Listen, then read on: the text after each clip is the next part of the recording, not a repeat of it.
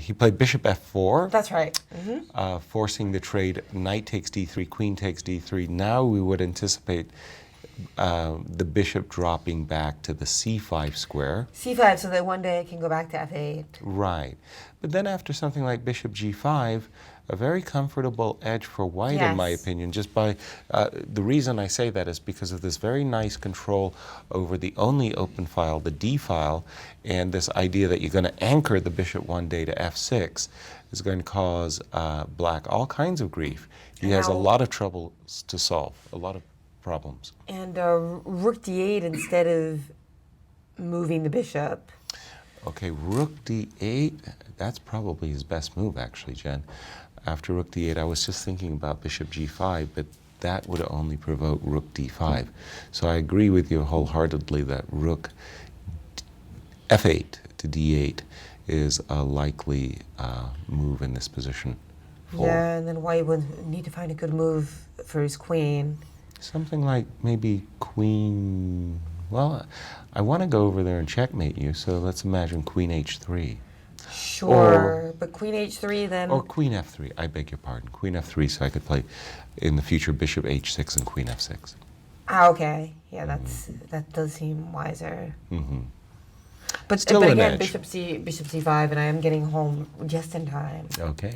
For it to be totally a disaster. But yeah, definitely a nice edge for white on that pawn on e5, giving white such nice control over the position. I agree. And we've got something on our Melakina Iswaran game with Maurice.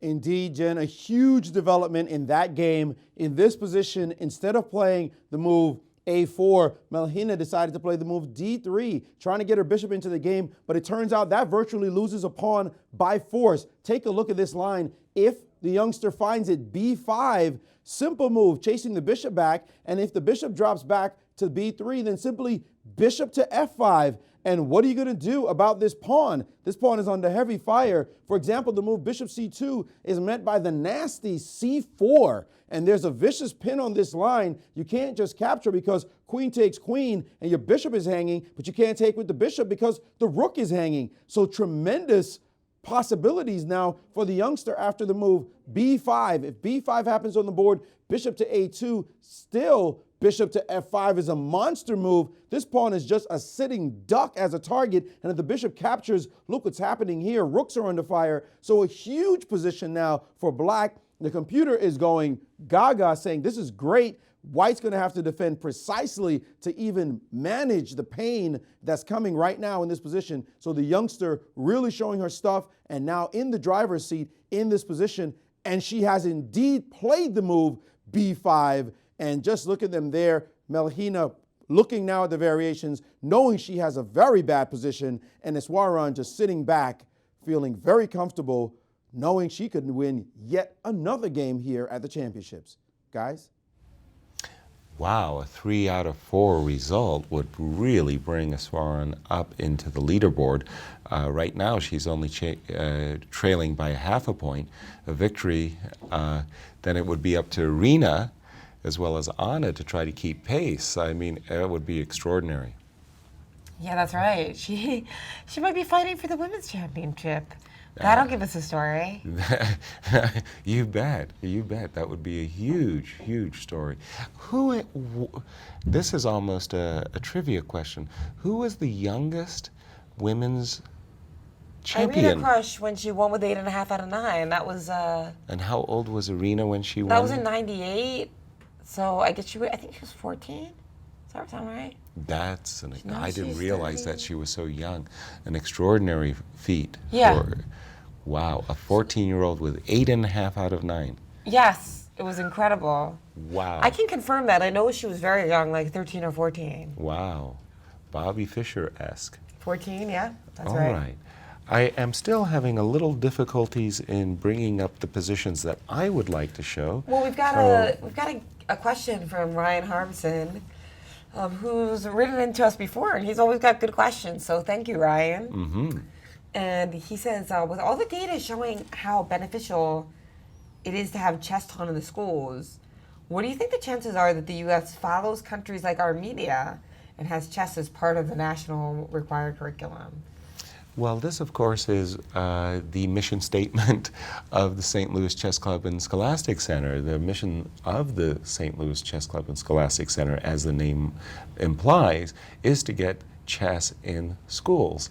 And here in the local area, we send out about 35 coaches around to all of the schools that are part of the programs, and as many as 2,500 children are taught chess each and every year in the greater St. Louis area.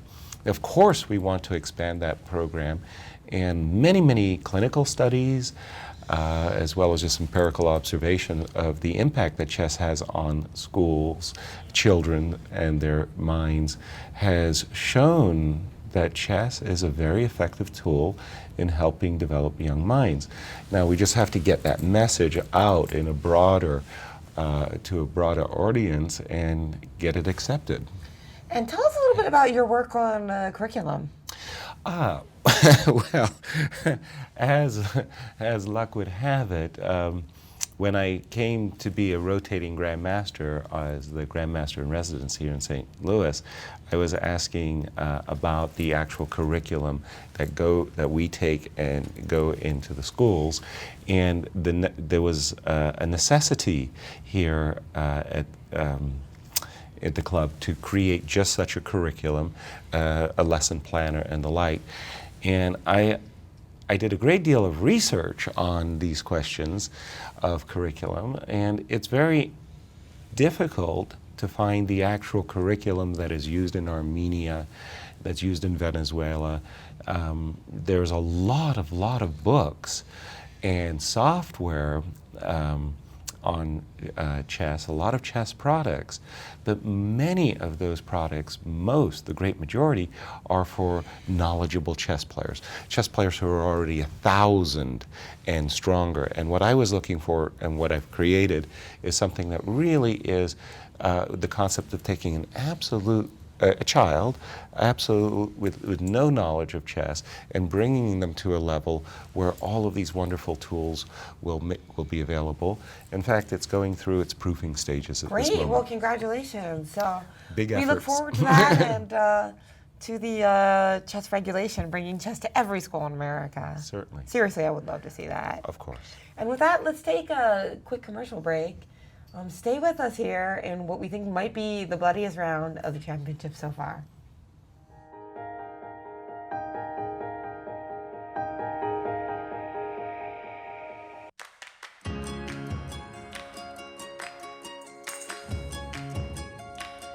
Hi, I'm Lindsay, part of the admissions team here at Paul Mitchell The School St. Louis. Our campus is located on Maryland Plaza, right here in the gorgeous Central West End. I chose Paul Mitchell, the school St. Louis, because I visited other schools, and when I was at them, I just felt like the energy level wasn't the same. It wasn't as elevated as it is here. When I came here, it just felt right. Everybody looked great. Everybody had such a great attitude. The facility was really clean and just so much more advanced. Technology can truly enhance your education. When we brought in Chromebooks and we started using the smart TVs, we really tapped into the 21st century learner. Being a student at Paul Mitchell is great because the learning leaders, they're there to guide you in the right direction. They give you the opportunity to make decisions on your own. They accept you for who you are, and they're always welcome and honest and open. We have encouraged our guests to post Google reviews. So far to date, have over 100 reviews with an average rating of 4.5 stars. So I like that this isn't just for hair and beauty, but it's also a business college. You can learn hair, you can brush it, you can tease it, you can learn all of that, but to do business, that's something that really takes a whole different level of education.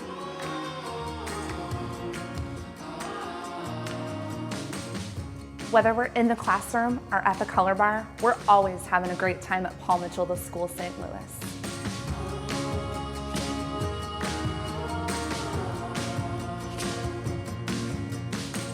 Being a student at Paul Mitchell gives you a lot of opportunity for when you're ready to get out into the real world.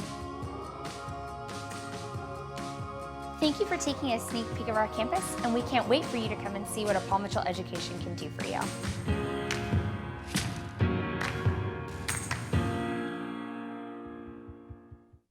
Be surprised. Be intrigued. Be delighted. The World Chess Hall of Fame in St. Louis is nothing you'd expect and everything you love. 3 galleries highlight the history, culture, and creativity behind the game. Explore chess in ways you never imagined. It's a one-of-a-kind cultural institution where rare artifacts and world-class art play together.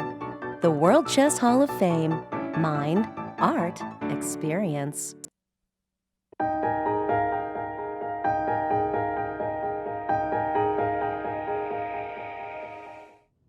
Welcome back to the 2014 U.S. Championships.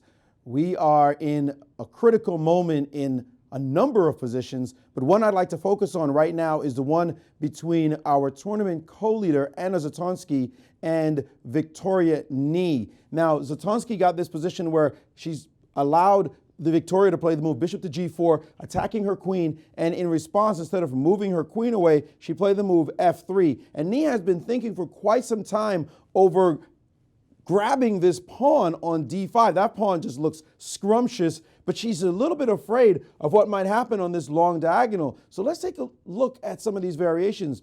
Rook takes on d5, certainly a straight tempo on the queen. And where do you need to put the queen right now? You certainly don't want to put it anywhere where the rook or bishop can attack you. If you put it on the e-file, the rook can just go back and say, thanks for the pawn. And if you put it on c2, then bishop to f5. And if you put it on b3, then bishop to e6. So the only way to really hide this queen is to put it here so it cannot be attacked. However, here's this move, bishop to d7, taking advantage of the queen's position along that diagonal. But now you might ask the question, well, what if f4? There's a rook straight through to another rook.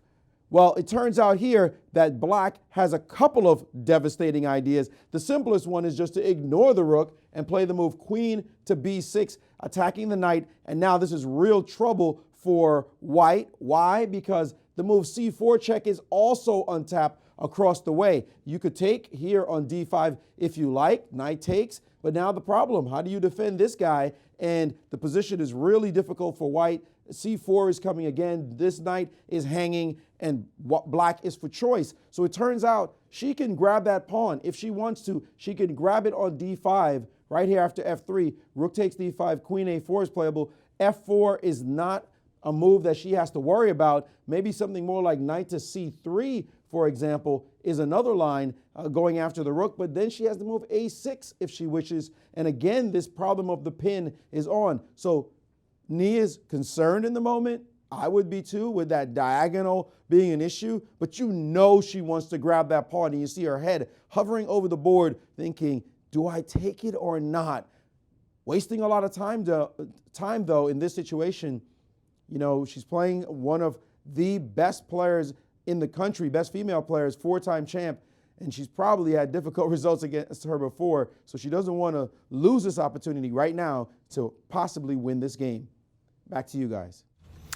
To be or not to be, but the question is, when in doubt, take the pawn. Very important. When in doubt, take the pawn. Take the pawn, Victoria. You'll be happy you did. Rook takes d5.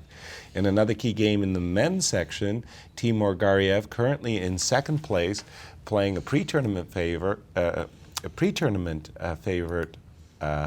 Var Akobian.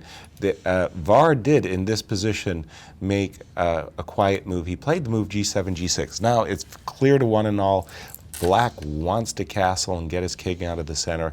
Timur said, not so fast. Let me play the move queen c5. This is the idea. And I guess if he had played your move h6, he would have done the exact same thing. Absolutely. And now things are really heating up because it's absolutely vital that black's king get over to the king side. He does not want to step over to the queen side, where the queen side is much too loose. It wouldn't be a good pawn shield for black's king. So Var had to play the move queen e7. And when we went on break, I was just getting myself all excited about the possibilities of bishop takes c6 check, rook e1, bishop e6 blocking the e-file, and the king. Queen takes check, and I was trying to decide whether this piece sacrifice was going to lead to an advantageous And if position he's in trying it. to consolidate here with something like, King you just want to F8 play King or F8. Queen D7. Yeah, I was looking at Queen these types of D7. moves. And even though Black's king is in trouble, I just don't seem to have the firepower. But a nice little move here, Jen, is instead of sacrificing the bishop right away, what do you think about this crafty little move? Rook E1, setting up for those captures. And the difference is that if you now put the bishop on E6, I've got another nasty little move, knight to G5, keeping the pressure in the center. Yeah. And I'm also setting up once more for these bishop take C6. Right, the threat is stronger than the execution, huh? Well, you know, You kill me with these lines from Nimzovich. But I yes. love the Rook E1 move because the problem is that Black's not actually threatening the castle yet because the queen is still loose on E7. Exactly. And if queen takes C5, we just recapture with the pawn and... Let me just take a quick... Well, I was just going to play pawn takes C5 and it looks like you've got some issues. Well, Absolutely. There's going to be a terrible discovered Yeah. check against Black's king, and that bishop will actually have options of which pawn it would like to capture, the C6 or G6. So Var, under pressure, and again, Garv has won back-to-back games, and he might go for a hat trick today. I like the way he's playing this game. This is a good game for students because there's a lot of basic tactics in it. Even though Varuzhin begin. obviously didn't fall for them, they're right there in the variations. And we've got Grandmaster Ashley with something from Melikina Iswaran. In fact, huge news. It looks as though Iswaran is just winning now. Cold cut winning. It looks like Melikina has fallen straight into a line that we mentioned before. Take a look at this dominating sequence. The move B5 was played, bishop dropped back to B3, and after bishop to F5, she mistakenly played the move bishop to C2, and now C4, Dwank, this pawn is under dramatic attack. Dramatic attack, that's a little hyperbole right there. The pawn is definitely going to go. Let's put it that way. The pawn is pressured by bishop, pawn, queen. The pincer effect is on, and you cannot touch it. You can't take pawn takes here because of queen takes queen. Dropping a rook is going to be a rook, folks, because of rook takes bishop, and it's all over but the crying. So it looks as though after C4, it's just about over. I mean, it's horrible. The position is just in tatters. Look at these bishops. Look at the pieces. Melikina is just busted. It looks as though the kid's just going to win the game. And she's also got a big edge on the clock, too. 48 minutes to 20 minutes. Melikina is just in dire straits right now, looking like she's going to lose her third game of the championships. And she has played a move. It looks as though she has played... I'm not sure what move she played. It looked like she moved something on the queen side. We'll see in a moment. Let me see if I can catch up with the game itself. She played knight back to E1. Oh, wow. Knight back to E1. That's a clear sign that things have gone deadly wrong in the position. Her pieces are just, well, bad. That's an understatement. Seizing the defensive, as we like to say in We're Seattle. setting up for the start of the game. Right. A Fisher random game, perhaps. Right. All of White's pieces on the first rank, with the exception that bishop on C2. A terrible opening, as it turns out, for Melikina. And the 13-year-old phenom is still making headlines here in the fourth round of the Women's Championship. I was about That's to say right. the She fifth. might have to start thinking about what bow to wear tomorrow soon. Oh, right.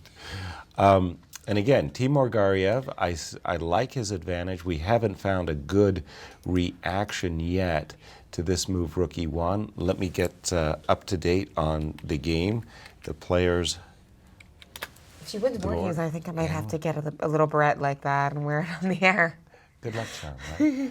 And Var, not happy about his decision, has gone for the line of play that we had anticipated. We were just here. Timur had played the move Queen C5, Queen E7, and then this nice little move Rook E1. looking for favorable tactics on the e-file. The e-file was blocked by the good developing move bishop e6, but that got struck down right away with knight g5, attacking the bishop. Vars are nothing better than trading queens and dropping back with his knight. And so he's going to have the worst minor piece, the worst pawn structure, and after a move, for example, like knight takes e6, f takes e6, nice, comfortable play for white, a no-risk, clear advantage for Garv here in round 5. And well, I mean, it's lucky for akobian that he can save it all. Because exactly. Unfortunately, for white, I mean, it's a great position, but we can't move our bishop on e4 in a way that attacks the e6 pawn. So that gives black just enough time to cover it, right? So if we play something like bishop c2, we do have this play idea, king f7, bishop e3, rook e8. Well, and that's not the end of the story, but if you do get such a situation like this we're for trying white, to hang on by our fingernails. Exactly, but check this out, Jen. I mean, there's a rover in the position to drive away the king, or what that fantastic move we saw in Gadakamski's game yesterday against Aronburg when he nestled a rook on the d6 square. That's really ugly. This is a position that I want to try to get my knight to d5 before that happens. Exactly. But I think I'm one move too late, right? Perhaps. Bishop e3, knight f6. Oh no, I'm one move. You're okay. Time, yeah. You're okay. So I wonder, but you have to play b4 because c5 is in take, right? Because okay, let me just get the current position because you so have to be. This is either, I mean, it's either like really good for white or pretty good for white, right? And that has to do with the timing. So, well, did he play b4 immediately? Yeah, exactly. I was about to say, I can start with b4 with the idea that on my next turn to play bishop c2 and maybe force your king to a less effective square on e7, right? So maybe we'll see that move that you had mentioned, knight f6, trying to plug up the d file. Now in this particular case, after bishop here, we're kind of getting the position that you were talking about. Can black hold on here? I would think that this should frankly be winning for white, something as just mundane as simple as doubling up against this pawn. One nifty little way to exploit the pin on the e-file is you protect the e6 pawn, but guess what? The e6 pawn does not protect the d5 pawn, and white wins a pawn. Usually at the grandmaster levels, as we know, a free extra pawn is usually enough for victory. It looks like akobian might be going down here. Very excellent position here for Garv, and just some really nice little finesse moves like queen c5. We've got Maurice with something for us on Zatonski knee, which started to look up for knee. Is it still going in that direction? Well, in fact, she had to think for a moment, more than a moment, and she finally decided to go for it. And she has snapped off the pawn on d5. She is now up a pawn officially, and we thought that the best move was queen to a4, but instead, Zatonski has played the move queen to e1, bringing herself back within range of a rook moving over to the e5 square. I thought that that might be the best move immediately, but the computer is saying no need. There's some amazing tactics that could be seen after this move. Bishop to f5. Take a look at this. f4 allowed. This has not happened as yet, by the way. Only the bishop is still on g4, but if she did play this, f4 is possible. And check out some of these lines. The move knight to a6. Super aggressive move, giving away the rook. She couldn't avoid it anyway. And after knight takes, the computer is saying, what move does white have? This knight is planning to go into the b4 square. This knight has really no prospects. Black's pieces are much better than white's. Look at white's pieces still back here. And a simple line to show, I call it simple, is never that easy when you look at it with the computer. Pawn takes in this position here, and now knight to b4. Taking advantage of this long diagonal, a knight being able to drop on the c2 square with a fork. d3 is hanging, and it's totally black for choice here. So it looks as though Anna is in serious trouble, and she's checking out these lines, and if Victoria can just find these key moves, then she will put it to our 4-time champion, and that could shake up the whole women's side, because on the other board with Crush Baginskaite is in deep trouble, and she has only 10 minutes left on her clock. 47 minutes it is for Crush, in a crushing position at that, after only 19 moves. I don't even see Baginskaite surviving this one, maybe 10 more moves. And even if she does, she's going to still be in deep trouble because her position is horrible and her time's bad. So that makes for a horrible combination in a tournament game. So Crush winning and possibly Zatonski losing, that would put the young 13-year-old, if she wins, in clear second place in the tournament. So amazing developments happening on several boards here at the Women's Championships. Back to you guys. Wow. And I do think that Anna's position is not just bad, it's really, really, really bad. It's an interesting side effect of the Benoni. If you get a good Benoni position, it's really good. It's like great. It's like the best opening in the world, the best defense in the world.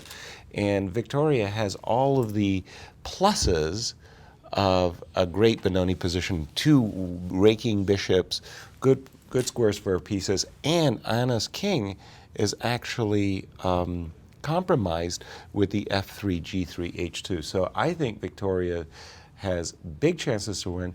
I didn't think that Camilla's position was that atrocious.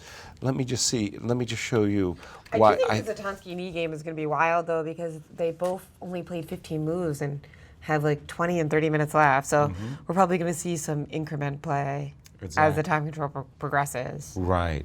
We do have a big move, f7, f6, in the Arena Crush Baginskaite game. f7, f6, the last move, attacking this knight on g5. But I think that move, f6, is absolutely atrocious because it simply invites white to play her rook to d7. If you dare capture the knight, I don't know exactly how else to put it, rook takes g7 check, simply flattens the black's king's castle position. This is hopeless. And the queen's about to enter the fray. So with queen d5 or queen h5, h7 pawn, f7 square. Oh my gosh. Cover your eyes, kids. This is going to be ugly. I don't like this one bit. But I thought that Camilla could bail out with a line that Maurice was talking about, which was takes, takes, takes.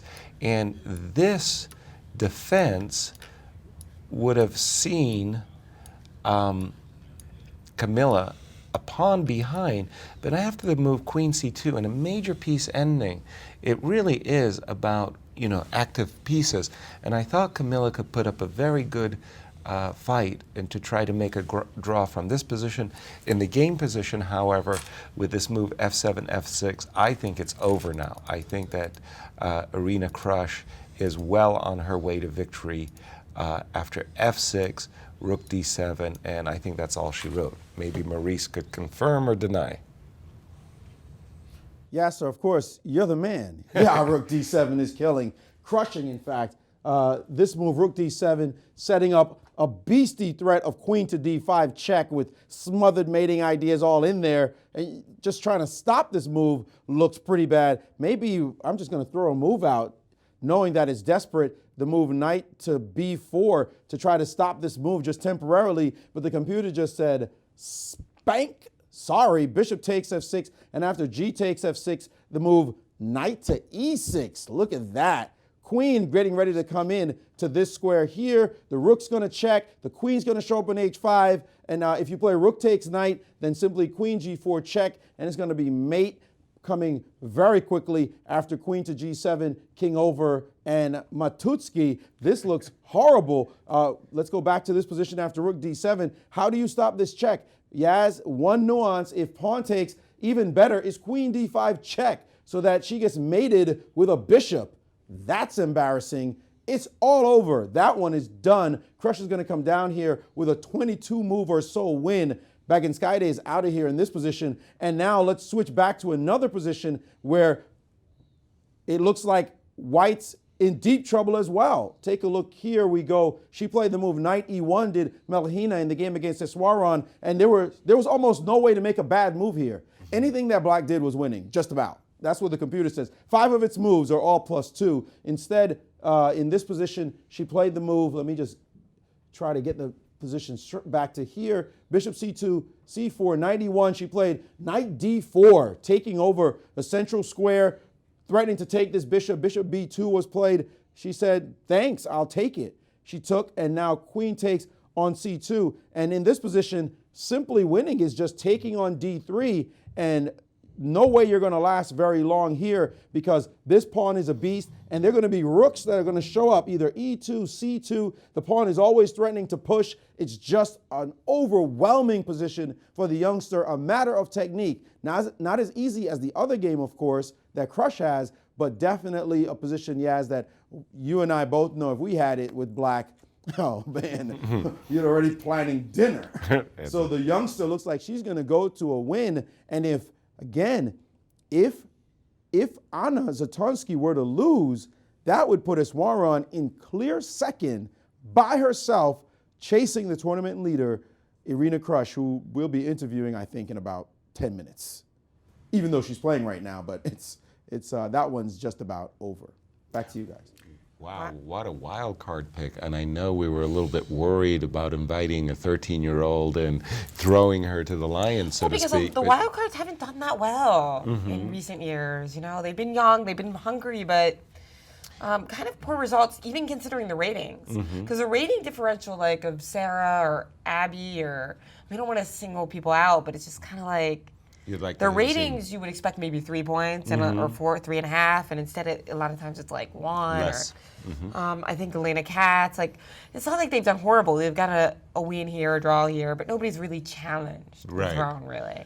And that seems to be what Ashritha is doing, which is really exciting. And exactly. Well, I think we'll see more of that in years to come, that the youngsters will come in with all guns blazing at the Women's Championship. I don't doubt it. Now, speaking of blazing guns, Sergei Aronburg against Lenderman. Okay.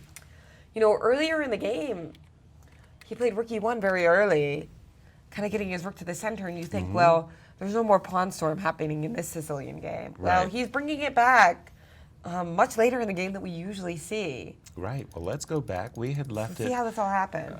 In a position about here, and knight takes d3, queen takes d3, bishop f2, rook f1, rook d8 were all played, queen e4. Again, I still like White's position. Nicely centralized pieces. That big pawn on e5 is really a bone in Black's throat. You can't call it a weakness. No, you cannot call it a weakness, and that bishop coming to f6 I would find very frightening if I were in Black's shoes. So we have seen the bishop retreat, and g4. So Sergei thinks that maybe just the bishop and the queen and the rook aren't enough, and he wants to kind of throw some pawns into the fire. For instance, if he gets h4 and h5 in, either cranking up the file, or even adding pressure at h6 at the right moment could make this a little even more promising for White. Well, it's very strange.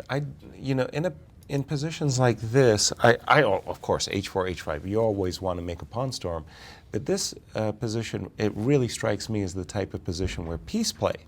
Well, because your pieces are already, usually you're pushing your pawns forward to try to make lines for your pieces, but you already have the open F file, and you already have the weak dark squares. Right, so I like to capitalize either on the open F file, the open half open F file, open D file, or just the fact that I've got a very favorable position with my queen in the middle, sitting nicely in the middle of the board. So I would want to, initiate forcing moves. So bishop g5 would be the type of move that would really capture my attention. Especially, I think it would be a big mistake, for example, for Black to give up the D file. I think that this is just a kind of a nice grip that White has on the position. But that approach by Sergei, g4, that doesn't get my nod. b5, kind of interesting, a pawn attack on the king side. A big rook d6 move, that possibility is now coming back up into the position. rook d6 offering an exchange. Well, I think it's a possibility. I was just noticing here that with that rook on a8 being loose. That you can take everything on because the rook on a8. Yeah, and then maybe queen e5 and bishop h6. But Sergey here just continued with his plan, h4, h4 and trying to crank open the file. Right. Now the question is that big a deal?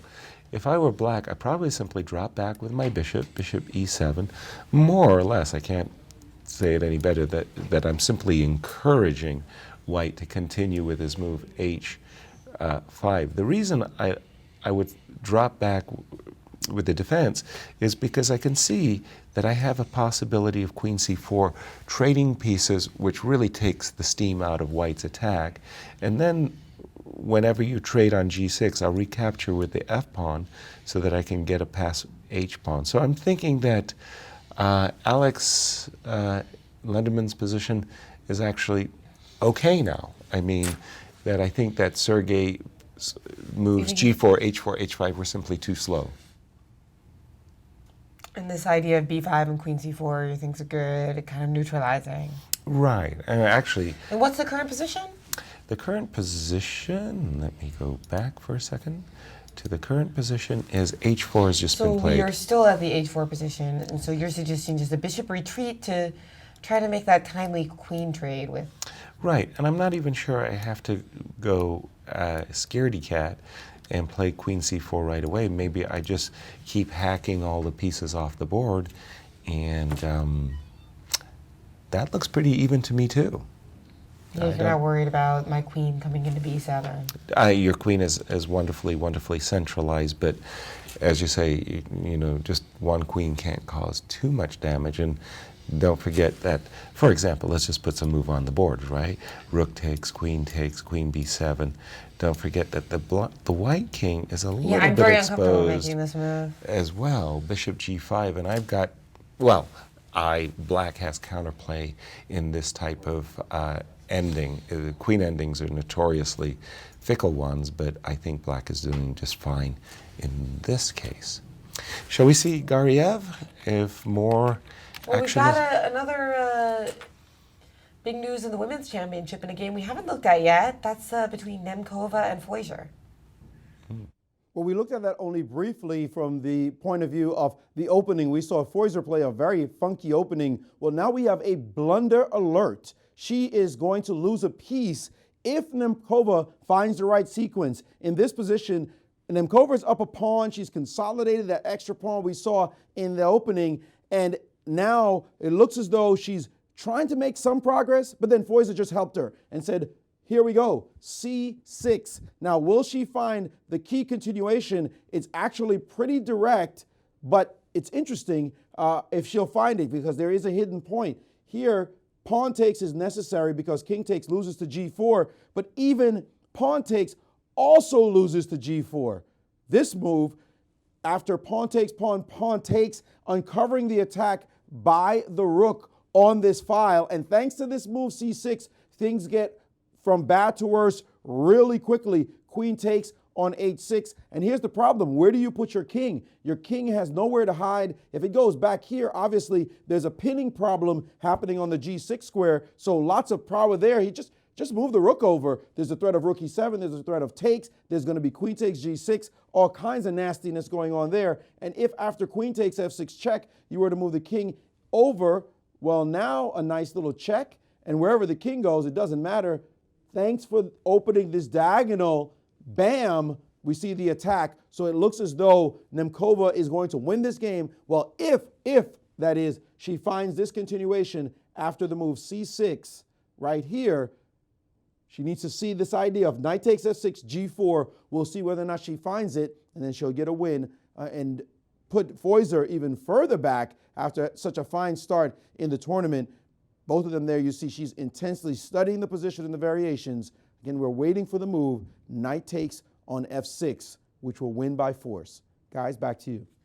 We have an official result in. Yes. Josh Friedel and Alexander Onishuk drew. Remember, that was a game that Gata Kamsky was intrigued by because he thought that it was quite balanced. Onishuk was up a pawn, but Friedel had wonderful play exactly for his pawn. And it was funny, Kamsky wouldn't say who he liked, but he said who Kramnik would like. Yeah, he said Kramnik would play white. Yes. So they did make a draw, but an enterprising one.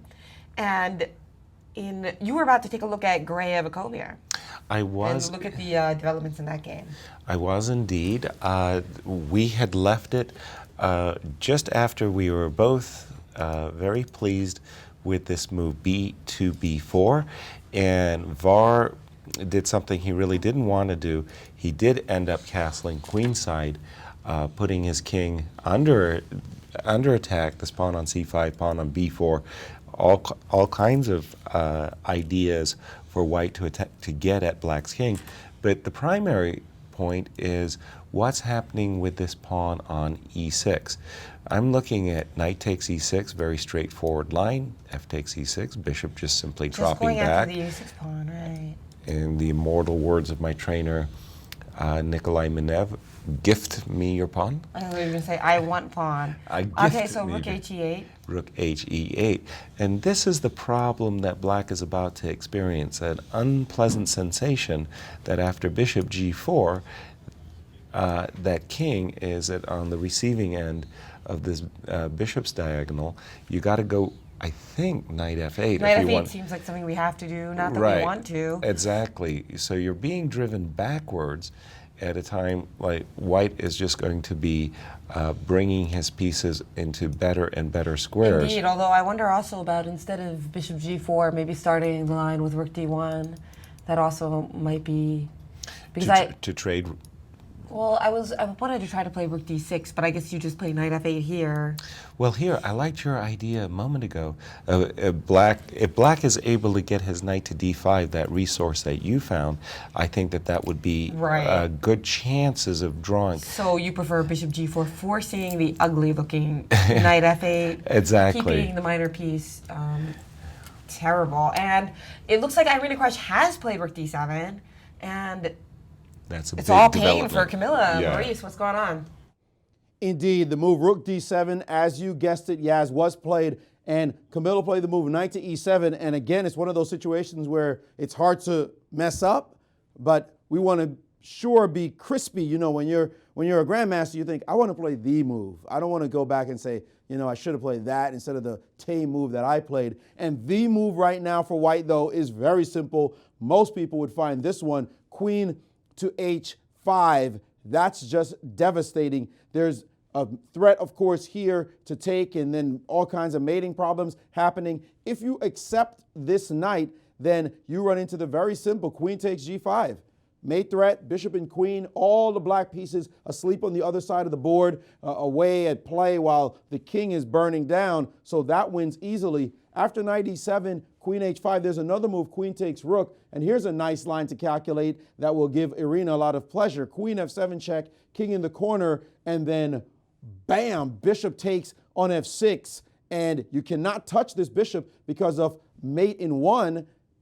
The threat is also mate in one. There's only one real way to defend is with the move rook to g8, but then suddenly queen drops back, threatening mate here again, and if you try to protect with h6, another mate shows up on the board. Queen takes because you can't touch the queen, obviously, because of the pin on your king. So all these variations, you know, when you find them at the board, you're just feeling like, ooh, this is good. And I'm sure Irina is enjoying herself looking at all these lines, knowing that she's about to rope in the victory and continue to steamroll here at a tournament she knows how to win. Back to you guys. Maurice, I can't let you go without showing my favorite form of checkmate, which, as we know, is the smothered mate. Instead of that move h7, h6 at the end, put the move queen f5 on the board for black as a defense to the pawn on h7, so you can play my favorite checkmate. Show the people. Knight f7 mate. When I first saw that smothered mate, I think it was my first love. Oh gosh. Well, I thought you wanted to all play. wanted that, right? It's a Right. very old one, so it's fun to see. Oh, absolutely. Why not queen takes h7 first? Extend the torture. Extend the torture is beautiful. That's fake beauty, Jen. We don't do that. So the smothered mate we all know is where you give up the queen, right? And I think that was in some of these variations earlier too. Also the queen kind of coming to the queen D5 yeah. kind of business. But when a friend of mine, Jeffrey Parsons, first showed me that smothered checkmate, what I did is I ran home. My mom was in the kitchen washing the dishes, and I literally dragged her out of the kitchen. She's toweling her hands, and I showed her the smothered checkmate and this and this and this. And look, Mom, you give up your queen, you know, I say. And my mother didn't understand anything. Her chest looked at me like, can I go back and do the dishes now? I was like so frustrated that she didn't understand the beauty of a smothered mate. It's just. And that's when you realized that you were a chess player. I was bitten. I knew I was bitten. I've pulled up another game between Ray Robson and Daniel Naroditsky, two of our youngest players in the competition, fighting for not just bragging rights, but I think that these two players are going to have a keen rivalry in the many years ahead. And it appears to me that Ray has gotten a good position. Remember, a while ago we were talking about the doubled rooks on the E-file and how important that was. We thought that Robson had a small pool, but it looks like it's increased. Right. Now that rook is sitting there on B7, the white rook has already invaded Naroditsky's camp, so it looks to me like Ray really has a sizable advantage. No time to play rook E8. Right, or rook b8. You can't challenge this rook because of the old back rank checkmate, 20 push-ups, everybody. This is a genuine classic back rank checkmate. This beautiful pawn shield acts as a smothering blanket. Black's king has no square. We went over all the basic checkmates today. So those of you who are kind of tuning in and don't know much about chess, these are the types of things you need to know backwards and forwards to increase your game.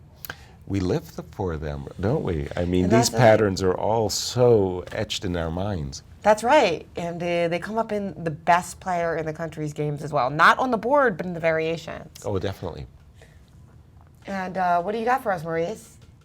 Well, we saw Crush cruising to victory. Zatonski, on the other hand, has a huge fight on her hands and is going to try not to lose the championship this round because she's in trouble against Ni. She played the move Queen E1 after losing her D-pawn in this position, and Ni just dropped back with bishop to D7. And after this attacking move, Knight 1 to C3, attacking the rook, Ni said, no problem. I found me a nice parking spot in your position, the D3 square. And after Queen to E2 attacking the rook, she said, no, I meant a parking spot. C4 guarding the rook. Now there's ideas of Queen B6 check, winning a whole piece. This rook is great. The knight's going to come out easily. Pawn's going to push forward, and Black's just winning. Black's just up a pawn for no reason. Zatonski is going to have to be extremely resourceful to try to save this game. She's just banged out bishop to E3 to deal with that last threat, but she is definitely in trouble and in time trouble as well. Worse on the clock. Indeed, this looks horrible, but she's got a fighting spirit. We know she's a true champion, so we'll see whether or not she can come back. But if not, she could be a full point behind her main rival with a very bad loss with the white pieces sometime soon. Back to you guys. Wow. And again, one of those situations where I just think that Victoria's advantage is huge and likely to grow. It's like a snowballing effect. If I can just bring that up on my board for a quick second, I thought I saw a very nice tactic for Victoria. Basically, in this position that we have Victoria to play, I saw this really nice little... and Crush did play that move Queen H5 we were discussing, so we'll expect a victory from her shortly. But look at this one, Jen. How do you like the old double attack? I always, whenever I'm playing a game, I think of tactics, and I think double attacks are 95% of all tactics. And now we have Knight C7, but we're going to end up losing. Well, the idea here was this move Queen E8 is attacking this knight on B5 as well as this bishop on e3. So I was thinking, should I play bishop takes b5 first, or because I'm thinking this knight on c7 might end up getting trapped. Oh, I'm sorry, I wanted to do a trade. I'm thinking that this knight on c7 might end up getting, it's so like knight a6 or something? Yeah, exactly. It's so far out of the game that I could. Also, I'm even looking at a knight e8, bishop Although d4 I can type of defend thing. it with f4. Which is important. But the idea is white, even though Defend it but not move it. right, it'll end up being a piece down for a long, long time. You could go back here also in this position, and there's another nice line here, d5 with d4. I think this is a really well. Black might be able to do even better, though. I think maybe. Pardon me? I think maybe black can do even better. Than like this? what about? With yeah. Yeah, because it seems like I have some possibilities here. Whereas I like black's chances. You like there a also. lot? Yeah. Yeah. Well, queen e8. I was just a quick tactic I was seeing as Maurice was putting. It would definitely attract my eye. What about taking and knight d5? Also very nice, because this move knight b5, it opens up your bishop gain of tempo because you're attacking this bishop on e3. Also looks like white has a very, very promising initiative in all of these lines that we're looking at. I like Victoria's position very much. And let's see the game of Let's see how that Irina Krush game is finishing. Ooh! The game between our defending champion, the only grandmaster in the field. And it's just the variation Just what we were looking at. that Maurice had pointed out, that after this move, knight e7, this devastating move, queen h5, and all of those checkmates that Maurice was showing, well, guess what? They might be appearing on the board. This queen f7 check, this slashing move, bishop takes f6, and that whole checkmate that we had seen, in case we see the defense rook g8, how else to stop queen takes g7 checkmate, and this smothered mate, with or without queen takes h7, by the way, Jen. And it looks like Irina Krush is cruising as she's defending her title in style. Indeed, and I do think it's really pretty with the queen on h7. The more sacrifices, the prettier it is, right? Okay, so let me just show everybody what Jen is begging for, which is... And Bahinskaite has resigned the game, so Irina Krush, big win, and we'll expect to hear from her soon. Exactly. In the commentary room. So Camilla having a difficult time. Oh yes, a very difficult tournament. If she had played the correct move against Shritha, I'm going to have to learn how to pronounce her name, this rising star, she would have a completely different event. And here she's wondering, did she miss a defense? I don't think she did. I think that her mistake had come earlier, and it was either... Here she is right now, Iswaran. Right in front I of the can webcam. see that big pink and white sweater. Right, recognize the situation. Very cool. A very And, nice win for You were right Irina. about Aronburg Lenderman. It does seem that the rooks have all been traded, and it's hard to see much there for Sergei. Not much of an advantage. The wood came off, and what was left for white's g4, h4, h5 is just advanced pawns. I mean, and I think g4, h4 was simply too slow in that position, begged for piece play and not pawn play. And maybe we'll end up seeing a draw in this game. It looks like and it's if going we to do, be. that would put the pressure on Gareev. If he defeats Akobian, he will be tied for the lead. Exactly, giving Gariev an opportunity to catch up is a very technical position after knight takes e6. I'm wondering if I could do, how about this for Timur? It would seem natural to grab this bishop and try to create a weakness, but how about stepping back for a second with the move bishop at f3? The reason I'm drawn to that move, Jen, just that at the moment your rook is frozen, so it can't come into the game without, except at the cost of a pawn. Now, if you draw your other rook, you had mentioned ideas with rook d1 to d6, and those ideas are easier to achieve when you don't have a rook on d8. Here, I'm just wondering if we can get to some kind of a technical position where the bishop is much superior to the knight. After knight f8, I mean. You love putting my knight on f8 like that, huh? Well, it's just that it's such a passive piece on f8, and you'll end up in a position. Right. Trying to make that second weakness that we talked about yesterday, right? Right. That was in the game. Which game was that we were talking about that? The one where with the Ramirez, right? Right. With the f5 and the e6. Exactly. This is a complete technical position. Still, Black has plenty of defensive resources, but only 2 results, it seems to me. Either a draw for Timur or a win for Timur. And as we've seen, he's a very cagey veteran. He knows how to take advantage of... very young, but yesterday, keeping the pressure on, keeping the tension up until...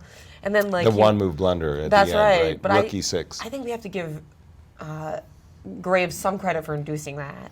Yeah. I think he picked the right moment to play d5. He saw that Mackenzie's clock was going down a little bit, and he kind of cracked it open at just the right opening.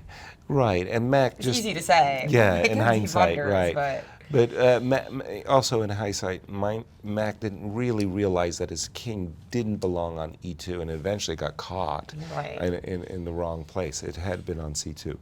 But anyway, still akobian fighting, trying to hold on. Difficult battle for him in the analysis, at least what we've been showing, and all of the bad things that could happen to him. Speaking of Ramirez and Molnar, yes, we haven't how's their seen game going? Exactly. Let me see if I can. No, I got the wrong game there. So these are Fran's off the chessboard. I'm sure plenty of blood spilled on the board. And this was the game that Maurice introduced us to this very strange retreat, knight e1. Let's go back to the position where Ramirez had sacrificed in exchange but had received 2 pawns as compensation. In this position, a very unexpected retreat, very unexpected. I have actually played this variation of white on a lot of occasions. It's been one of my favorite variations as white. I've scored heavily with it, and I like the exchange sacrifice. I don't understand this move knight e1 at all, by the way. I think everybody would have played knight c4. But okay, rook e8, let's see, knight c4. And I don't understand this move either. Oh, you're getting upset. You like the bishops. Well, I think that I like keeping my pawn, the integrity of my pawns. Right, because if knight takes e3, you'd have to double them. Exactly, and that in fact is what happened. Because you don't want to let go of b2 after either the knight takes. b2 would be insufficiently defended. But what Alejandro is counting on is that Black, has a dark square bishop. So what Alejandro wants to do is play on the light squares.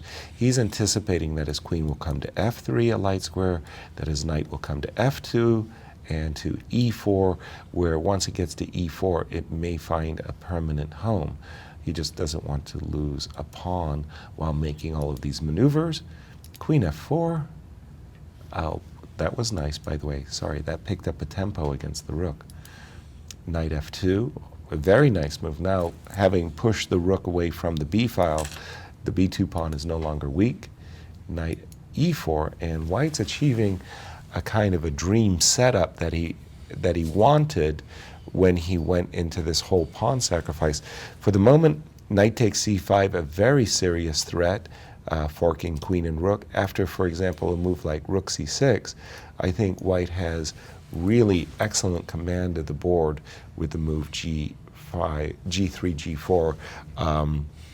I'd sign up for White's position any day of the week. Very creative play here by Grandmaster Alejandro Ramirez, last year's runner-up. And what's going on in our game between Zatonski and me? A game that Seems like it might end in some time pressure for both sides. Blunders galore, yeah. Well, I'm not sure about blunders galore, Yaz, because in fact, black is very firmly in the driver's seat, although there are some complications. We do note, or should note, that the position now has them with 10 minutes left on the clock for white, 13 minutes for black. And let's just go back to this moment in the game when queen went to e2, the pawn went to c4 to cement the rook's position on that square, and then white played the move bishop to e3. Now, black had a lot of moves here, one of those situations where you have an embarrassment of riches, and black decided it was just now the time to maybe try to win something concrete.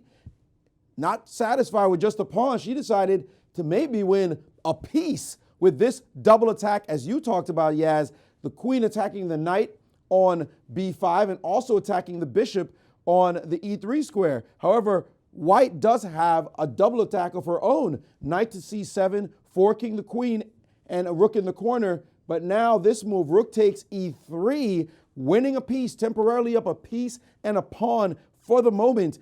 White now has a move. It's her turn. She can play queen takes on c4, getting back a pawn and looking now to get the rook in the corner. When black can play this move, queen to c8, pinning along this line. Really simple way to solve that, though, is just to play rook to c1, and it looks as though black will have to move the knight and allow this rook to be captured, in which case white will have two pieces for a rook. Probably technically winning for black, but certainly not what she could have had. She could have had much better consolidating her extra pawn. Here the computer is saying, yeah, black is definitely better, maybe even winning, but that other line, instead of being so quick about trying to convert this into something concrete by taking on b5, black could have held the position and controlled all of white's play. So it looks as though Anna is fighting back, trying to get something, salvage something, and with both of them in heavy time pressure, Anna now with only 9 minutes on her clock, really, it's true, anything could probably happen. Back to you guys. It's so easy to get caught up in the excitement of the moment. You know, like you're a pawn ahead and you're looking to increase your advantage by winning a piece. You really want to start throwing the patty, so to speak. That's how Grandmaster Joel Benjamin explains it. But sometimes you really have to rein in your emotion, keep calm, and I'm agreeing with Maurice here that she had a safe extra pawn and she could have probably nursed that a little bit better, not to have rushed into these complex variations. But indeed, time pressure is a factor here. It's they've only made 19 moves. Wow, that's a it slow pace. It doesn't pace. feel that way, does it? It doesn't, but that is a very slow pace for these players. So 20 more moves till they get the bonus, and that could be a lifetime, right? An eternity. I still have that game between Ramirez Who knew on that my Christina screen. Ricci was so good at chess? Who? Christina Ricci, the actress. Oh. She looks exactly like Victoria, doesn't she? Okay, well, there you go. Google Very her. good. Google. Irina Crush is agreeing with me, so. Well, I like Carmen, the super fashion model Carmen. She's about, I think she's about 1700. Yeah. She's a very good player. Well, you're friends with her and Eric right? Yeah, oh yeah, very much so. Great people. Have them over at the house from time But to none time. of the people in the championship look like her. No, Carmen's special. And we do have our defending champion, Irina Crush, who is also leading this tournament now with 3.5 points out of 4. Indeed, with Grandmaster Irina Crush after a scintillating victory on her part in this game against Kamila Baginskaite. First of all, congratulations on your win. Thank you, Maurice. So this game looked easy. Certainly a beautiful finish. Those of us watching the game really enjoyed it. Were there any nuances earlier in the game where she could have maybe protected herself not to let this happen to her? Right. So the position that we're looking at right now on move 13, as we just emerged from the opening, that was a pretty critical position. Like, now I have to choose a plan. She'd made some reasonable moves. And one of the ideas for white in this type of position is to play something like knight to e2. But then... Sorry, let me get this off. And you're going to have to press new variation. Knight to e2. Oh, okay. Well, knight takes f2. That doesn't work so well for white. I was always looking at knight f2 ideas. I'm not sure how bad that actually is for white. I don't think that's necessarily so bad. But what I was thinking was just even if she goes something like queen to d6 and rook a to d8, and so my knight will be on f4, putting the same pressure on the d5 pawn as it was from c3. Wasn't clear what the progress was that I was making. So I came up with this idea, knight a4. This had been my first idea. I see the computer approves. Bishop c7 and knight c5. Right, so my problem here, I was thinking about the move bishop takes f5 and knight e4 and queen c2. Yeah, I wasn't sure about that position. Rook c5, so this was really the critical moments of the game. And here she played the move bishop e4 very quickly. And it's a standard idea. It's actually, positionally, it's a good idea. But I had seen, back when I was playing knight a4, that it is probably quite dangerous for black because I capture and play rook d5. That turned out to be very powerful after you took. Of course, you'd lose a pawn if you didn't take. And then this move, rook d5, and all of a sudden your pieces were flooding the side. Yeah, rook d5 was clearly the move that she had missed because the queen simply has no squares to stay on the king side, to at least have one defender of the black king. And now I'm not a great attacker or anything, Maurice, but when I've got 4 pieces against 0, maybe even I can bring the point home. Well, we've seen you play some attacking games to be sure, but after queen c8, now she had to go the other way. We should point out for the fans that this move is not that attractive due to the very powerful rook to d7, and now the queen cannot defend the bishop, so at least the pawn is dropping here. So once her queen had to go to the other side of the board, did your eyes light up thinking maybe mate's going to happen? Well, I knew that this position should be very good for white. Yeah, this queen c8. The point is, and I played knight g5 instantly because, I had already calculated a bit of stuff. The critical line here, of course, is the move h6. Right. Yeah, so sorry, f6, h6. H6. Yeah, this was the interesting part where, you have to show some attacking skills. Now, I did look at the move knight takes f7 with the idea of rook d7, but that's not what I wanted to play, Maurice. No, I got to show you the beautiful line. So we bring the queen in, attacking f7.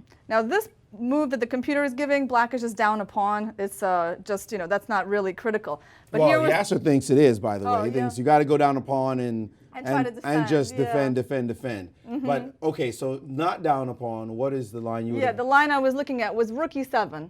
So you defend f7, and now maybe you want to take on g5. But the point is, bishop f6, yes. When I saw this move, this is when my eyes lit up in my calculations, because this move is really, really strong. You can't take the knight on g5. You're going to get mated after rook g5. And you can't take the bishop on f6 because after queen h6, I'm threatening queen h7, queen h8 mates. You can't take the knight because rook g5 is mate immediately. And so bishop f6 was the key move in that line. When I had seen that, I saw that knight g5 really should be... What about, what's wrong with the rook? What am I missing? Just rook fd1. I see. I think just bringing a new piece into the attack. Very and nice. You can't even really take the rook because queen f7 is mate. Indeed, that's just sweet, just having those pieces hanging into those pawns on that side. So great continuation. When she played f6, however, you must have just thought, yum. Yeah, I knew this move was losing. I had briefly seen it because when I saw h6 was bad, I took a look at black's other options. But yeah, the weakening of the a2 g8 diagonal, I knew was not going to work out, well for black. Indeed, and after rook to d7, she tried to defend with this, and then you just came in. Not every day you get to sack a rook and then sack a bishop on the next couple of moves. It must have felt good. Yeah, and I guess you showed everyone the line rook g8, queen h5. Yes, yeah. We did. Yasser prefer. It's funny here, after rook to g8, queen h5, there's some controversy in the camp. Yeah. Yasser wants to see queen f5. Queen h7, maybe. Knight f7. But Jen wants to see queen takes, sacrificing the queen first and allowing the smothered mate.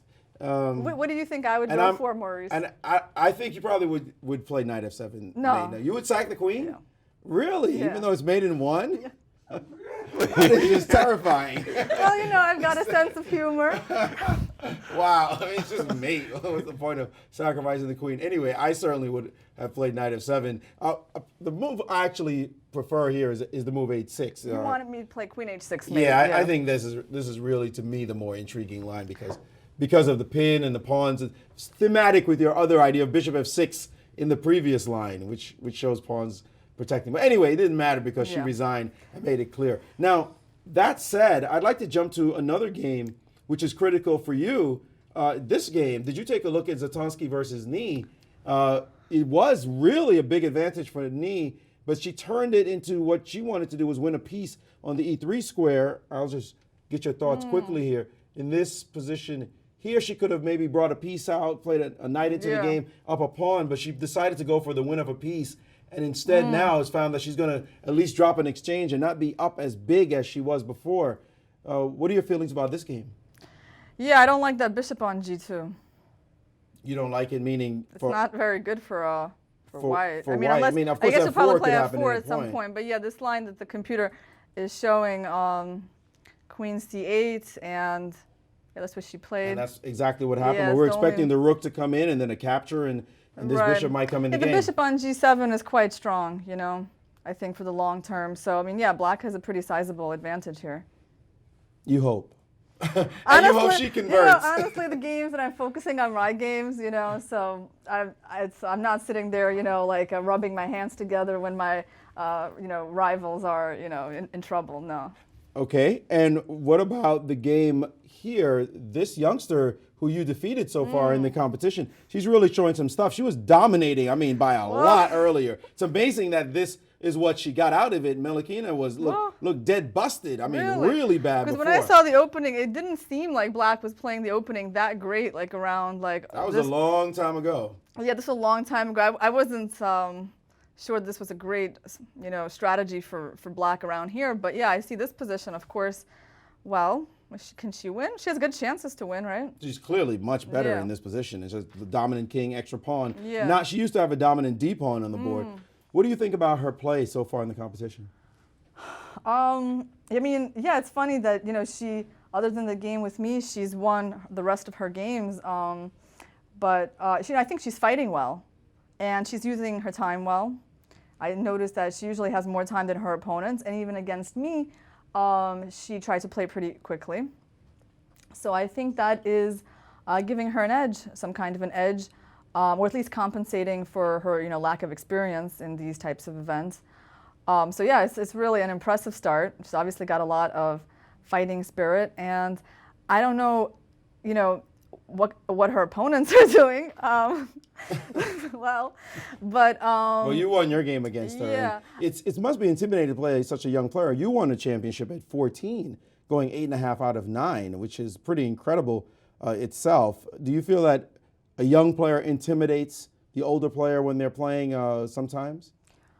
I don't think so. I mean, maybe you mean in the sense like if you lose, it's embarrassing? That's one, yeah. And these days, the young players are just so good. They come up, she might be, you know, 2,400 actually, and not really just a 2,200 player, growing so quickly. Right. You know, I didn't feel any extra pressure playing Ashritha. But I just treated it like every game. You know, I didn't feel like, oh, I got an easy point this round. Obviously, you know, there was less information on her games than against some of my other opponents. I did a little bit of preparation anyway, as much as I could do. But yeah, I didn't feel like that was going to be some easy game, and just treated it the same. You know, and just the idea was just to keep control of the game. You know, not to, you know, let too many crazy things happen, you know, not to make it random. Okay, well, thanks so much for your insights. You've got a long day off ahead after winning such a quick game, so hopefully you'll use it wisely, and we wish you the best in the rest of your games. Thank you, Maurice. Grandmaster Irina Krush making it look pretty easy here at the U.S. Women's Championships. Back to you guys. And with that, we're going to take a little commercial break, and we'll be back with a lot more fighting chess as our first time control wraps up. Just want to say a beautiful finish, Especially after Queen takes H7. I find that frightening. I find that frightening.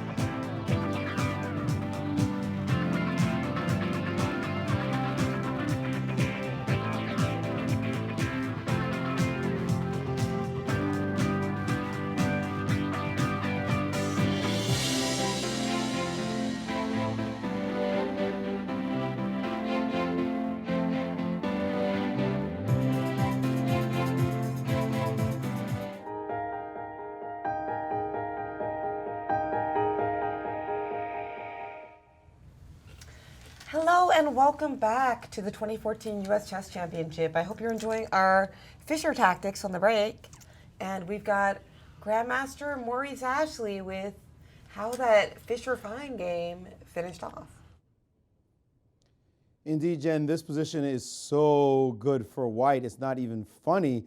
And a guy like Ruben Fine, who absolutely was a great player, but in his later years, of course, couldn't keep up with somebody as machine-like as Bobby Fischer. Must have been embarrassed to lose a game in this fashion. In this position, the winning move is fairly straightforward. In our diagram, we sort of had it reversed. But if it was white to move, and white just played the simple bishop takes on g7, attacking the rook. After the move rook to g8, then he just followed up with the also ultra simple rook to e1. The bishop could have taken the rook. He didn't choose to do so in the game. He played the move king to d8. And now the all-star move, the one we wanted you to really find, was this one, queen to g3, attacking the queen, deflecting it from the f6 square. That's all that counts right now. And there's not a square on that diagonal or on the rank or here or on the file for that matter that black could choose. The game is just over. If you were to trade queens, then simply bishop to f6 is checkmate. So Fischer won a simple one of those weird ones you probably don't expect to see in the 20th century, more like a 19th century, early 19th century phenomenon. But nevertheless, Fischer was able to pull off the victory in the year 1963. Back to you guys. In what we would call romantic style, giving up the pieces and the pawns. Much like that Crush Bahinskaite game. Yes. There were lots of great sacrifices there, right? And I spoke with Irina during our break, and she was just glowing. She had played a very, very good game and felt great about her victory. In the game that I've been keeping an eye on is the Timur Gariev game versus Var Akobian. The players are getting down on the clocks. 6 minutes for Timur when we came and 3 minutes for Akobian. And Timur did play that move that we had looked at instead of capturing the bishop, and he did win a pawn. We'll go back just a few moves and then get an update on our board. We got to this position, and Timur played this nice little retreating move, bishop f3, rook h8, giving up the pawn on h7. What happened was he grabbed the pawn, f6, trying to trap the knight, but this nice move, bishop g4, inviting a trade, and in case you go after this knight, we are able to defend it with the move rook e7, and that would have been simply winning for white. Var wanted nothing to do with that variation, and so played f5. But once f5 has been played, the knight has the retreat. Knight g5, pardon me, bishop f3, bishop c4, trade of rooks, and a pawn ahead at the moment, but suddenly an Black active got the activity back, yeah. So it's been a turnaround. So white before had all the activity but no material advantage, and now he's got the pawn, he's cashed in. Right, but I thought that this was a very good defensive idea by Var. You give up a pawn, but you get active play. Usually it's easier to find compensation when your pieces are active rather than when you're just thrown on the defense. Remember those lines we were looking at with the knight on f8? Those are a grim defense. That's right, knight on f8, no fun at all. Right. And we've got Maurice with some action in another game. More than just action, Jen, the game's over. We were not following this game, or we had been following it actually early on, and we had seen a win for Katerina Nemkova in one line, but she played it a different way. And boy, you thought that Crush versus Baginskaite was bloody? Take a look at this. In this position, we saw that knight takes f6, the computer liked after knight takes, e takes, and then the move g4 was that line. However, she played it differently. She played the move d6, not necessarily the best move, but still maintaining her advantage in this position. Against this move, trying to crack away at her opponent's defense of the bishop on f6, Black played the hyper-dramatic g5, which is really a desperate move in this position. White said, thanks, what generosity, and after e takes d6, give me that. Now she's hitting the rook on this side of the board, but also threatening an incursion with queen h6, and then queen takes f6. The bishop, look, her knight is perfectly defended. This one is just horrible. Black played d5. White just said, thanks for the material. And after rook takes d8, now that she had some food in her hand, she said, well, now it's time to play the move g4. Now trying to blast open the f file. Obviously, if you take, this line would have led to takes, and one of those bishops is going to drop. So instead of doing that, she dropped her bishop back, but that just allowed White to open up the g file with takes, takes, rook to g1 check. And now look at this nice line, bishop back to g6, and then Kova came up with the move knight to e4. One good move. Check that out. Knight to e4, attacking the f6 piece. But what if I take? Well, guess what? Bam! A rook sack. Beautiful style to win in. And after king takes, rook g1 check, king to h7, and now queen takes f6, and the mates are just plentiful here. Queen h4 is just one of a few. Amazing, sparkling finish by Nemkova. We've seen now a couple of games on the women's side just end in a truly brutal fashion. This one here, I'm sure she's going to be proud of in what is her debut at the Women's Championships. Back to you guys. And the battles keep heating up in the women's section, because in the game between Anna Zatonski, our tournament co-leader going into the round, against Victoria Ni, the clocks, if I've got them right, we'll have to get a close-up on those clocks. Both players in time trouble. That's right. Anna Zatonski, there's a rook on b2, ready to hoover over here on White's king side. And these positions, it's about king's position and king safety, and Victoria has a very, very safe king. I think Anna is in deep trouble here and is going down in this game. What that would be. Was this queen? Shall we go back to see? Shall we go back to see how this all unfolded? Well, not all the way back because they have so little time. We were here. Oh yeah, we were very close. We've been watching this game closely. This is how it happened. Anna won back a rook for two knights, but look what happened. This rook came on b2. We've got ideas of queen to d2, going after this bishop, and then toss it. So that's why Zatonski thought it was necessary to play queen a7 here to rush to the defense because of her king. Well, now after queen d2, at least she could play something on f2.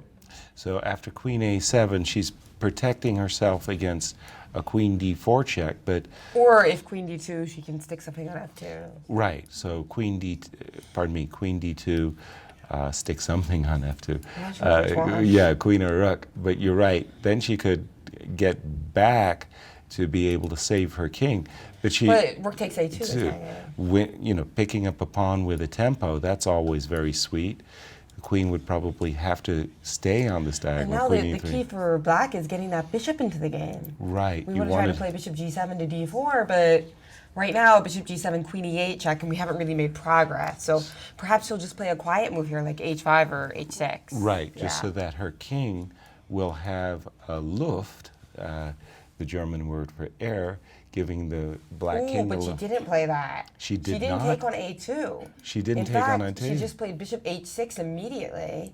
Going. Both players having about a minute or less left on the clock, but with the increment, they're going to be going back and forth at it for the next 12 moves. Absolutely. So that's the thing, like sometimes this makes the time pressure battle actually last longer. Exactly. And the excitement really mounts. So bishop h6, though, what's her idea? Well, play queen d2, and then when you stick something on f2, we have bishop e3. Precisely. So I'm thinking that instead of trying to defend on the first rank, defend with on the second, so rook f2. So rook f2 has already occurred. And then Anna can try to set up a fortress with bishop f1. And again, I'll just remind our viewers, when in doubt, taking the pawn. I would have played rook takes a2 because that move, bishop h6, was the type of move you can always play. But grab the pawn first, and now it's going to be kind of hard, I think, for Victoria to break through. The king is a lot safer on the g2 square than on the G1 square. So Victoria slipping a little bit, letting her edge dissipate, and a big game. And did you see that? Fewer than a minute left for each player, but we do have a guest with us for the first time here in the Women's Championship. We have Katerina Demkova, and she's with Maurice Astley about her exciting victory today. Indeed. Thanks, Jen. We're with Katerina Demkova. Welcome to the show, Katerina. Hello, thank you. So, a great win today. Must have been a good feeling to get off the schneid. You hadn't won any games as yet in the tournament. Yes, I'm happy that I finally started well and I played a good game. Indeed. Your opponent played, that is Sabina Feuser, who had won 2 games so far, but now seems to be slipping back a little bit. She played an interesting opening. If you want to just take us to that move, when she played this move D5 in the opening, giving you a pawn right away. Did this come by surprise for you? Yes, this was surprising for me, but Sabina plays so many lines, so I did not really think that she will play something that she usually does, because she likes to change and play crazy lines. So I was surprised that she chose this one, but I don't think it's very good for black, because, okay, I just took, knight f6, this is pretty much, and I will just keep the pawn. I will knight b6, take, bishop b3, and I think this is just much more comfortable position for white, because black cannot recapture the pawn back. Indeed, and it looked like she was trying to do other things later in the game. But then there came that critical moment in the game when she played the move c6, and it seemed like your eyes got wide open in this moment because everything just fell apart after that. Yeah, I think actually the critical moment is after queen f4. I think she has to play c6 here. Well, I don't know what computer says. yeah, the computer is not agreeing that anything is really that good for her. Maybe h4 is an idea. But let's just take us to that moment c6 since we're in time pressure on the board. c6 here. Yes, and here it looks like you could have also taken on f6 now and played g4, and that would have been very powerful. But I did not see how to continue. Like take? Knight takes on Knight f6. take? Let me get this off. Knight takes on f6. You have to take. And then g4. Take. And takes. Take. And just take on c6 now. Well, no, actually, sorry. You can take here now. King g7. And now just move the rook away. Okay, but rook e1. Not because easy. I wanted to take on c6, but they're just recapturing with queen, and I didn't see, such a big advantage. Oh, in with that. check, you're saying? Yeah, because it's with check. I see. Well, that was a but deep line, but instead you did play a strong move, though. You played the move d6. Let's see that move. Yeah, I like that move because, the black doesn't have any moves here. Totally dominant position, to be sure. And she had like 4 minutes, and I think it's very difficult to find something to play here. Yeah, and we showed the way your game went. You just rolled after that. Lots of nice sacrifices, knight e4 and rook takes g6. Yes. One of those games you like to put in your memorable games collection later in life. Your family plays chess. You're from the Czech Republic. You're one of 7. You're now living, of course, you're now at Texas in the University of Brownsville. How are you finding it there? They have a pretty good chess team. Yes, we have a very good chess team. The chess program is, it's a long tradition there. Brownsville is a lot about chess. There are high school kids, elementary kids. Everybody plays chess. So I really like it there because it's kind of like a chess community there, which is nothing compared to where I am from, because chess is not popular in Prague or in Czech Republic.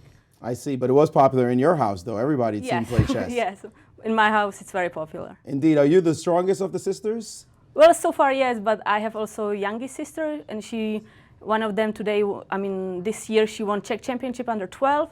The second one, she was second under 10. They both compete, so who knows how they will be in my age. They're looking at big sister and thinking, we're coming after you, huh? Exactly. Well, thanks so much, Katerina, for showing us your game, and good luck in the rest of the championship. Thank you. Katerina Demkova with her first win and her first championships. I expect some more from her. Back to you guys. Thank you. Yeah, it's always exciting to get your first win in this tournament. Especially when you're a debutante in the championships, you're so concerned about, like how you're going to play.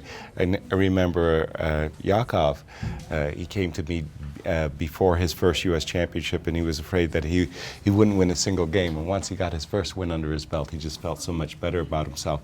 In the game between... let's take a look at this, this battle between Anna and Victoria, because things have changed. Right, and I've got that on my screen, bishop h6, and what Victoria had prepared was this really tricky little move. She played bishop h6, That induced rook f2 by Anna, and now the bishop goes back to g7. White's queen has no check on the back rank because the a8 square is covered, as well as the b8 square by the rook. So bishop came back to g7 with this really nasty threat of bishop d4. Anna was forced to give up her queen. Rook takes, bishop check, queen takes, and now Anna is hoping for a fortress of rook and bishop versus queen and pawn. Normally those fortresses don't work, and Victoria is pushing her pass pawn, and that's the problem, that d pawn. I mean, sure, fortress if we can win that d pawn for the a pawn, but with the d pawn just coming through, supported by the queen, this looks like dire straits for Anna, and they still have a few moves to time control, but with the position being more simplified and Black's plan quite obvious, right, I don't think that Victoria is going to have too many problems. In terms of making the time control, not at all, because her plan is as simple as can be. She will want to move her queen out of the way of the path, clear the path for her pawn so that she can simply play queen e3, d4, d3, and just all the way to coronation. And Anna back against her wall in this round 4. This could be a huge game in deciding the outcome of the women's championship, especially because I don't see her likely to save this. I mean, she did play a4, and now d4 is on the board. Both of them under a minute, or just under a minute. Mm-hmm. Let me see. And so, of course, she was hoping if she could trade off the a pawn for the d pawn, that would obviously be something that White would love to do right now. A huge relief indeed, and there's no way that Victoria should allow that, of course. So just to recap, we got to this position, check, king h1, queen c4. Again, Black's idea is as simple as can be, push that pawn quickly. a4, trying to distract Black, offering the a pawn as bait, but that would only be a heads-up swap. I'm expecting the move d4, which did happen. And then Anna played a5. Yeah, a5, d3, and with this queen working to support the pawn on d4, I really like Black's chances. Well, instead, Victoria played another move which looks promising. She played queen to a4. Queen to a4. Now that eyes the a5 pawn, but it also eyes the d1 square, so Anna can't answer back with it with rook d1 hitting d4. Right. So this move also seems sufficient. In terms of winning the pawn. But okay, the defensive, the hope for fortress that I can imagine is that Anna keeps her bishop on d1, her rook on f1, just allows this pawn to get this far, and then Anna says, okay, how do you get your pawn any further? So Anna looking for a fortress. I don't think she'll be able to get it, but at least she can defend for a long, long while, and Victoria will have to show some good technique. Indeed, this will be a long game. I mean, but Black will probably try to tickle White on another weakness, maybe g3, h5, h4, and I think that Ni will find these ideas. Yes, although in time pressure, we got to make sure that Anna is going to defend well, because it's actually the queen that's easier to play with, right? Oh, absolutely. So really, Anna wants to make move 40 and then try to test Victoria's technique. Instead, she played f5. Ooh. 37 seconds left on her clock. Victoria with only 22 seconds left on the clock. So I've seen players freeze before. 17 seconds, 15 seconds. We see in the webcam she's still thinking. She's got fewer than 10 seconds left. This is not a professional way to, and she's made a move. She has taken on f5. And now she has 34 seconds. But she left herself with 4 seconds. In such a dominant position, if she had frozen, she would have just lost the game. Absolutely. And why take the pawn on f5 after all? Because you don't want to lose on time. Well, take the pawn on a5.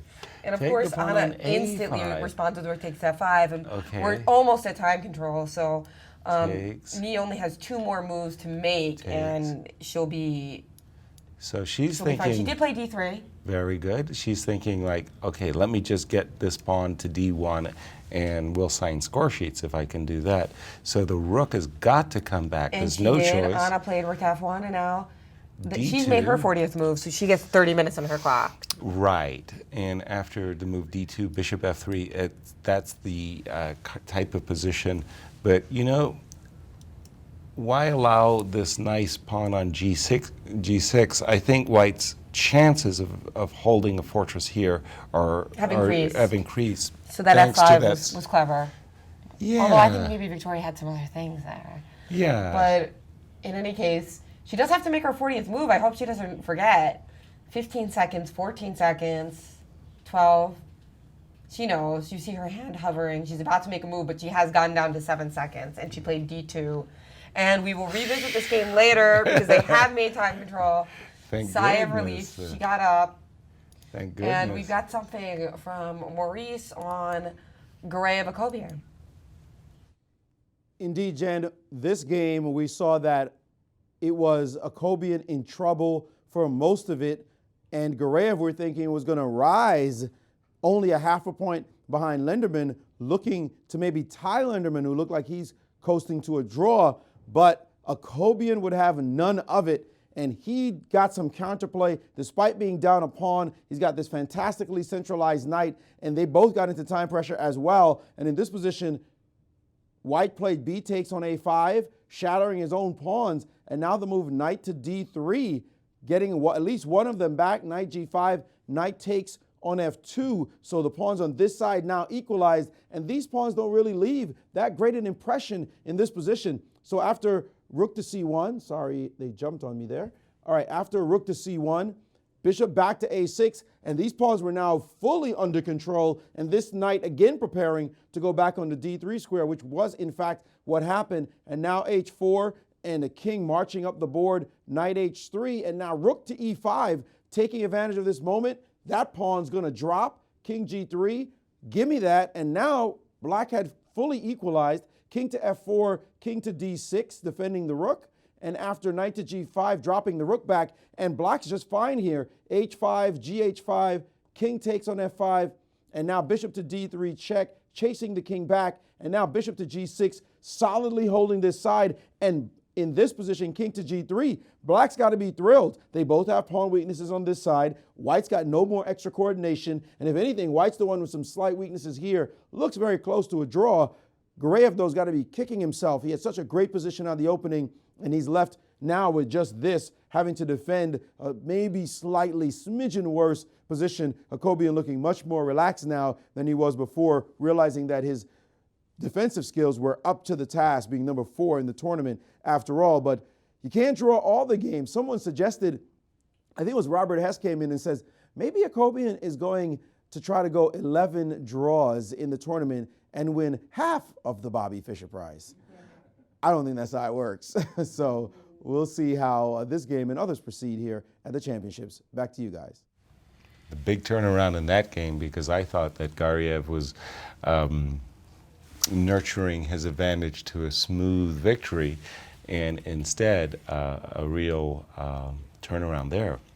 So where would you like to go? Ramirez Moner.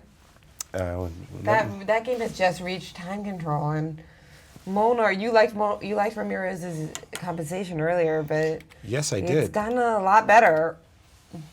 Well, it's not compensation anymore. He's won the exchange back. That's right, and now he's got a couple of extra pawns. Very nice ones too. Over here, connected pass pawns on the queen side. Let's go back. Just was it a time scramble, Jen? Do you know? It looked like there was. Yeah, I wouldn't say scramble, but there was some time pressure. I see. So the players had reached this position. Rook takes c5. So pretty unbalanced position. Nice pawn shield for the White's king if White's king could ever find the d2 pocket. Bishop e7, attacking the rook. I got that. Queen b8, very surprising move. I don't think I would have played queen b8. Some move like perhaps rook here to f5 or to h5, but okay. Ramirez was just anxious to trade rooks, so that, he finally got his king to a good square, but Mac is still putting up some nice resistance, and this is how we got the position at hand. So, first impression is I'll take white. I like the pawns. Yeah, you like two extra pawns. When in doubt. But do you think black has any chances here? Yeah, it really depends. Is this king vulnerable, or does it have a... If the king could ever worm its way to the g4 and the h3 square, he has chances, but I don't really see how exactly he's supposed to be allowed to do that after, for example, a move like queen f7 check. I'm pretty sure that g6 is going to have to be played, and then black's kings and pieces are really tied up. And he's down 2 pawns, so this looks quite bad for black. Exactly. And it looks like Ramirez is getting back into his groove. Absolutely. And we've got Maurice for the Melakina Iswaran game. Is Iswaran going to be able to win now? Unfortunately, I think the answer to that is no. Well, fortunately for Alyssa, of course, it's great. But unfortunately for the youngster, she did not show the experience that the veterans would show into avoiding a certain type of ending. We all know that rook and pawn endings are the hardest to win. Technically, you got to have a refined technique, and that comes with a lot of experience, which of course the 13-year-old really does not have that much of. Still, her opponent has to find the right moves, but she should be able to handle herself here. Let's take a look at this position from the game. We had a position where it was just dominant for black. Black looked so good. This pawn was extremely powerful, and what she needed to do was just bring her rook over to d8 and cement this pawn. She had also an advantage of 2-1 on this side, so she could have created yet another pass pawn, anchor this guy, and then create another one over here. That would have been great for her, but instead she switched directions. She played the move bishop to g4, and after knight f3, she played rook to e3, and then after rook fd2, suddenly her pawn was heavily under attack. This king was going to show up on the f2 square, so she decided to give away the pride and joy of her position, the d3 pawn, in order to win this pawn. A very different position this is. Clearly she's still better, but it's not the same thing at all. And Melakina defended quite well against this position, driving the king back and then bringing her rook into defensive position. They played quite a few moves after this, rook c4, king g3, a5, and just jumping ahead, the position changed now to this one. And here we see that Melakina has managed to get rid of the pawn on this side, get rid of the h-pawn, while black has been trying to push down here. And these were the next few moves after this, king to e5. This position is where I stopped. I believe they've made a couple more moves on the board, but yes, indeed. So it's up to white now. White always has this plan of trading off this pawn for one of these 2 pawns, and then sacrificing the rook for this pawn whenever she wants, and then just fighting king and pawn against rook. That's what she's after, somehow trading off the last pawn on this side. Black finds it hard to deal with that because somehow black's rook's going to have to come and create a fortress on this side so that this king doesn't get checked forever by this white rook. So it's very hard to imagine how black can possibly win this rook and pawn ending. So it looks like Iswaran is only going to draw this game after having such a fine position coming out of the opening. She's going to feel a bit disappointed that she didn't take advantage of the situation to go to 3 points. But still, we've seen the youngster fight. I think this one, though, is going to be a little bit disappointing for her. Back to you guys. That's right. Even on the webcam here, we can see she definitely looks disappointed. Yeah, she doesn't have her I'm about to win face on, that's for sure. But and I don't like her technique, not notwithstanding. And everything Marie said was absolutely on point, that what Melakina needs to do is create a pass pawn of her own, sacrifice her rook for the opponent's b pawn, and then force her pass pawn through to win the rook back. Still, I wasn't 100% sure that Iswaran doesn't have winning chances, Melakina will still have to play very well, in my view, to draw.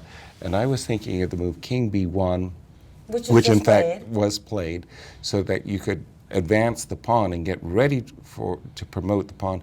It wasn't that easy for Melakina to force a trade. For example, I'll bring their game up on my board so that I can show you one example of how Iswaran might be able to pull this game out. King B1, it was just played, and in case of, for example, an F5 move, trying to get a pass pawn on the H-file, this is where I thought that thanks to this very important move, rook H4, I could get the pawn on H2. If we go back to the position at hand, and let's say Melakina plays H3, then I'll play rook G3, and again, you're not in time to trade pawns because the H3 pawn goes. So we'll go back again to this position, and after H3, rook G3, H4, rook here, Melakina can do it in this way, getting a passed F pawn, but in this case, there's still a black H pawn on the board. So let's say here, let's say here, let's say down, rook over, king up. And a position like this where this pawn on H5 is still going up the board. So I still see some winning chances for Iswaran, and both players will have to play extremely accurately, in my view, to get the result they want. Now, what about Aronburg Lenderman? I was looking at that position. A lot has changed. Earlier you thought that game was pretty drawish, and that we didn't know how long it would last even. Yes. But it seems that Aronburg's continuing to play. Right now he's just played queen to D3, he's attacking B5. Exactly. And he's got, the thing is there's not really that much going on the H8 square because bishop G7 is always in the cards. Right. So even if black was to go for passive defense here and play queen C6, queen H3 leads to absolutely nothing after bishop G7. Correct. In fact, that is, I don't think what he wanted to do. Exactly. So instead, what else can white try? Well, queen D8, but with the idea of bishop E7? Well, then I leave my king exposed to Exactly. checks. One of the things that, and it would be a long realization that there is still this idea of B3 and C4 to try to create a passer on the queen side, but I would think that we're closer to a draw than to I don't see it as a large white advantage. Of course, as white, I think you have to play only because if you look at the pawn structure, black has a majority on the king side, 1, 2, 3, F7, G6, E6, but white's minority, these two pawns are keeping black's majority in check, so white's advantage is that his majority on the queen side does give him an edge, but I don't think it's going to be enough for victory. That's right. It's nice that black can't really play queen D5 because then after takes we could. Yes. Well, that's an important point. You don't want to go into a king and pawn ending when, okay, so from this position with the pawn under attack, you don't want to defend in this manner the pawn on D5 because in a bishop ending, not a king and pawn ending, this black king is this bishop C5. Well, you do have bishop C5. It's true. Let me start with the move B4 in that case. So But that white's doesn't allow idea. D4 here. Well, white's idea is. But now you've got these two great pawns. Yeah. Well, it's still a bishop ending, but white for choice, obviously. Yeah. Can he win? Again, it's one of those things. Can he win? Well, B4 is a really nice move. Right. Because that gives you some chances. Otherwise, bishop C5 seemed like it was just kind of crushing all the dreams. Right. I wouldn't play queen D5 if I were in Alex's shoes. And Maurice, what are your thoughts on that game? Well, it does look as though Lenderman has figured out how to walk that razor's edge to a draw. He's been a fighter this tournament, either winning games in beautiful style, showing his great preparation, or saving games where you thought, wow, maybe this guy's in trouble here. And I think everybody's looking at him quite impressed with his play. But his future in this tournament, though, is going to get a bit tougher. The way his lineup looks at the moment, the way the score is, he's great. Tomorrow, I think he plays Sam Shanklin in round 6. However, look what he has coming up. Gatakomsky with black, followed by, thank you very much, Onishchuk with black. Both of them higher rated players. Komsky 27-13, Onishchuk 26-68, and of course Shanklin's no slouch either at 26-34. So Alexander has a real tough road to haul now, you know, a mountain to climb. It's going to be very difficult for him. And by the way, let's also note in the very last round, he has to play against Akobian, who is showing you how tough he is to handle. So our tournament leader, you know, he's feeling the heat. He's got to think, I got to deal with these guys, these wolves who are chasing me. And we're going to see that happen quite shortly in just the next couple of rounds. But right now, he does seem to be sitting pretty, knowing that today at least, he's not going to lose. Guys? That's right, and it seems like Aronburg is shuffling here. He just played his queen back to e2. Mm-hmm. So you were suggesting eventually he's going to try to play b3 and c4. But exactly. Even then, perfectly blockaded by the bishop on f8. Exactly.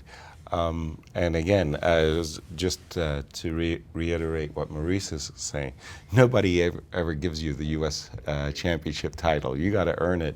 And Alex is going to face some very, very severe tests in the next few rounds.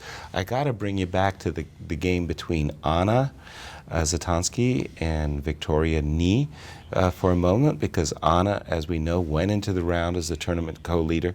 She's trying to set up a fortress, and she's set up, I think, one of the best fortresses she could. Instead of blocking with the bishop, which I had expected to do, she's blockaded with the rook. Now, it's a really weird winning technique that black is going to have to produce. In a dream world, let me just show you what the dream is. The dream world is that, for example, let's say white moves her king. This is more or less the dream world. The dream world is, first of all, you get your queen established on the E1 square, right? That's like step one in the whole winning process. Can't touch her. Right. White really doesn't have too much that she can do, only move her bishop, shuttle her bishop back and forth. And what black does is, while white is just moving her bishop back and forth, she moves her king all the way down to the C2 square. That blockading rook one day has got to be eliminated by the queen. That was why I thought it was better for Anna to put her bishop on D1 and not the rook on D1, because with the bishop on D1, the black king cannot get close to the blockading piece. So just to go back for a second to the current position on the board. Now, what if we try to play king f2 and king e2? Well, I certainly don't allow you to do that. Okay. Because then, of course, if you could get the king to e2, well, very nicely, thank you very much, you win the pawn. So after, for example, king e2, queen d3, queen d4 check, your king has a choice of squares, but I'm not going to let it land on the e2 square. I'd like to use a move like h5 one day. Sometimes it's useful to get the pawn to h4. In the meantime, I'm not allowing you to get your king to e2 thanks to this queen check. Yeah? So what I think Anna should be doing, I think her best fortress, again, I'll just put what I think her best fortress is to move her rook back and put the bishop here. So it's very hard for black's king to come all the way up the board and to attack the d1 square when the bishop's on d1 and instead of the rook. Because the king can't go to c2. Precisely. Bishop better than a rook. In this case, the bishop is a great blockader, that's right. Because it actually attacks more squares than the rook. That's why they say the rook is is terrible in front of a passed pawn. Yes. It's to be behind, not in front, right? That's right. So this is a good example of it. It looks blunt. And yeah, so do you think he's up to the task? If you had to put your money on it, do you think she'd win this game, or do you think it's going to be a draw? Well, it depends. If Anna stays with a rook on d1, Victoria will win. If Anna goes for the other fortress, I think the winning percentage, the probability of a win goes down for Victoria. And Anna, she has to recognize that the best fortress is not the rook on d1, but the bishop on d1. She's such a strong player, I would intuit that she will realize that and make the swap. Well, instead she played king f2, and as you pointed out... She did play king f2, which I didn't like. Okay. Well, you thought that queen d3 here, obviously disallowing king e2. Exactly. King and f2. Also, well... Queen d3. And again, queen d3 is obviously aimed at preventing the king from coming to e2. Well, we can still switch places. Yes, and she should switch places. Again, I'm hoping that Anna will realize that her best setup is with rook on f1 and bishop on d1. If she tries to insist with a move like bishop e2, I think she's going to get herself into a world of trouble now. She'll make it much more difficult for herself if she goes for this line that we've also seen. Well, we'll see whether Anna can defend this difficult endgame. Meanwhile, let's take a look at a test. Robson, Naroditsky. They just made move 48. Yes, it's been a while since we've seen that game. I'll bring it up on my screen in just a moment. Oh my. Somehow the Ray's rook has still maintained its position. We saw the position a long while ago. The rook had invaded Daniel's camp, and it's still there. Shall we go back a few moves just to get an impression of where the players have come from? Oh, it's actually a different rook. It's a different rook, traded rooks. Okay, so this is how Ray got a rook to this, and still the rook maintains itself. Check. Ooh, that was a big move. Knight back to c7. I wouldn't have guessed that one. I would have expected rook, but okay, d5. So the reason for, we can see that Ray has actually got to stay alert. I mean, a blunder alert, as Maurice might say. Don't let your rook get trapped by king c6, king b6, right? Ooh, that would have been bad news. So instead, stopping king c6 was, white had to play d5 to stop black's king from coming to this square c6, and the game continued. Rook e8.